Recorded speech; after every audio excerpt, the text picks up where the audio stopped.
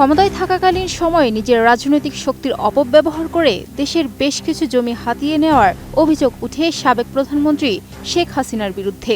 তারই ধারাবাহিকতায় ক্ষমতাচ্যুত প্রধানমন্ত্রী শেখ হাসিনা ও ঘনিষ্ঠ কর্মকর্তাদের বিরুদ্ধে 10 কাঠা সরকারি প্লট বরাদ্দের অভিযোগ দুদকের নজরে আসে। জানা গেছে, পূর্বাচল নতুন শহর প্রকল্পে 10 কাঠা সরকারি জমি বরাদ্দে ক্ষমতার অপব্যবহার এবং দুর্নীতির অভিযোগে দায়ের করা মামলায় ক্ষমতাচ্যুত প্রধানমন্ত্রী শেখ হাসিনা সহ 12 জনের বিরুদ্ধে রাষ্ট্র ও আসামি পক্ষের যুক্তিতর্ক উপস্থাপনের তারিখ আগামী 23 নভেম্বর নির্ধারণ করেছে আদালত। সোমবার ঢাকার বিশেষ জজ আদালত 5-এর বিচারক মোহাম্মদ আব্দুল্লাহ আল মামুন এই আদেশ দেন। আমি বুঝি নির্মাণের শিল্প, সালাম স্টিল বোঝে ডিউরেবিলিটি। সালাম স্টিল, মোস্ট ডিউরেবল স্টিল।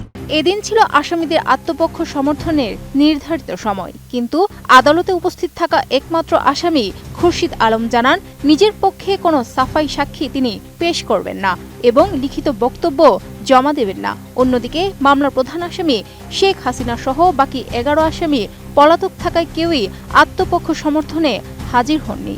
বিষয়টি নিশ্চিত করেন দুদকের পাবলিক প্রসিকিউটর মোহাম্মদ সুলতান মাহমুদ। তিনি জানান, রাষ্ট্রপক্ষ এখন যুক্তিতর্ক পেশের জন্য প্রস্তুতি নিচ্ছে এবং মামলার পরবর্তী ধাপটি অত্যন্ত গুরুত্বপূর্ণ হতে যাচ্ছে।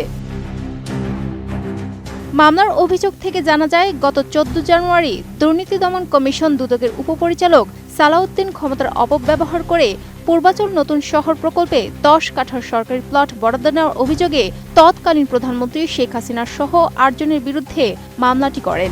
তদন্তে এগোনোর সঙ্গে সঙ্গে আরও 4 জনকে আসামি হিসেবে অন্তর্ভুক্ত করা হয়। পরে দীর্ঘ তদন্ত শেষে 10 মার্চ মামলার তদন্ত কর্মকর্তা দুদকের সহকারী পরিচালক আফনান জান্নাত কেয়া মোট 12 জনের বিরুদ্ধে আদালতে চার্জশিট দাখিল করেন। এতে তৎকালীন প্রধানমন্ত্রীর পাশাপাশি মন্ত্রণালয়ের বিভিন্ন স্তরের কর্মকর্তা, রাজুকের সাবেক সদস্য, সচিব, অবসরপ্রাপ্ত সামরিক কর্মকর্তা এবং সাবেক প্রতিমন্ত্রী সহ মোট 12 জনের নাম অন্তর্ভুক্ত করা হয়। এর আগে গত 31 জুলাই ঢাকার বিশেষ জজ আদালত 5 আসামিদের বিরুদ্ধে অভিযোগ গঠন করে বিচার শুরুর নির্দেশ দেন। রাষ্ট্রপক্ষের আইনজীবীরা মনে করছেন, সাক্ষ্য ও প্রমাণের ভিত্তিতে অভিযোগগুলো প্রমাণ করা সম্ভব হবে। তবে আসামিদের অধিকাংশ পলাতক থাকায় বিচার কার্য কিছুটা জটিল হয়ে উঠতে পারে বলে ধারণা সংশ্লিষ্ট মহলের। Sadia Siddika, ATN news.